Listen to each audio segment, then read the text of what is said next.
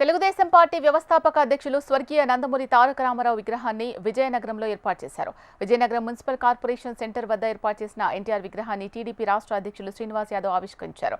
విగ్రహానికి పూలమాల వేసి నివాళులు అర్పించారు. ఆయన మహానాయకుడు ఎంతో మందికి మార్గదర్శకులైన ఎన్టీఆర్ పుట్టినరోజున ఈసారి కడప జిల్లాలో మహానాడు నిర్వహిస్తామని పల్లా శ్రీనివాసరావు తెలిపారు. ఎన్టీఆర్ విగ్రహావిష్కరణ కార్యక్రమంలో టీడీపీ నాయకులు కార్యకర్తలు పాల్గొన్నారు.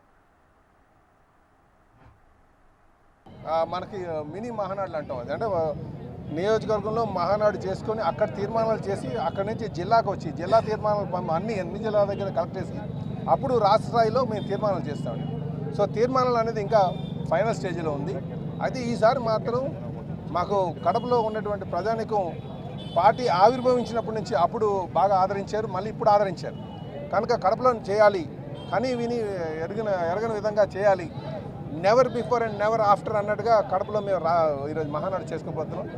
భారీగా ప్రజలందరూ కూడా అక్కడ తరలి రాబోతున్నారు. చాలా ఘనంగా చేయబోతున్నాం అని చెప్పేసి మీ అందరికీ తెలియజేస్తున్నాం. అయితే ఇది మేము 40 సంవత్సరాలుగా చేసుకునేటువంటి ప్రక్రియ. మాకు ఈ స్టాండర్డ్ సెటప్ ఉంది. 2 రోజులు ప్రతినిధుల సభ ఉంటుంది, ఒకరోజు బహిరంగ సభ ఉంటుందని చెప్పి తెలియజేసుకున్నాం.